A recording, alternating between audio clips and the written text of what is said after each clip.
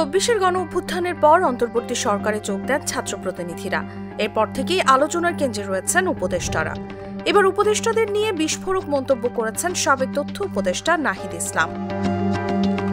রাজনৈতিক দলের সঙ্গে আঁতাত করে অনেক উপদেষ্টাই নিজের আখের গুজিয়েছেন। অনেক উপদেষ্টা ভেবে রেখেছেন সেফ এক্সিটের বিষয়েও।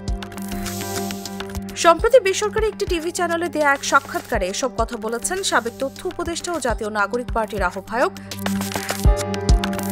তিনি আরও জানান, উপদেষ্টাদের বিশ্বাস করাই ছিল গণ অভ্যুত্থানের সবচেয়ে বড় ভুল। ৮ আগস্ট বঙ্গভবনের দরবার হলে শপথ গ্রহণের মাধ্যমে নতুন বাংলাদেশের পথে যাত্রা শুরু করে অন্তর্বর্তী সরকার।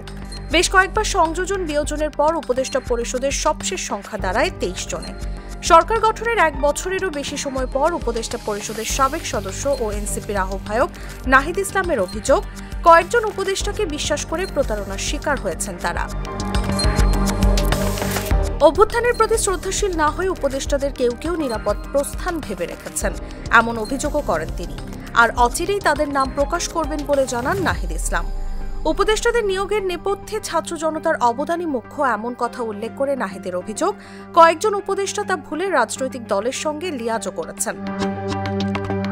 উপদেষ্টার আসনে ছাত্র নেতাদের বসার সিদ্ধান্ত ভুল ছিল কিনা এমন প্রশ্নের জবাবে নাহিদ বলেন, সরকারে ছাত্রদের উপস্থিতি না থাকলে এই সরকার ৩ মাসও টিকে থাকতে পারত না।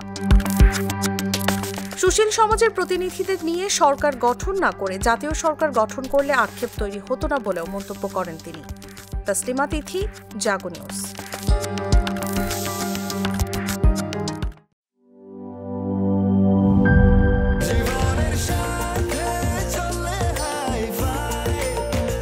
স্বাস্থ্যকর অল টাইম ফ্যামিলি কেক, সব সময় অল টাইম হেলদি লাইফ।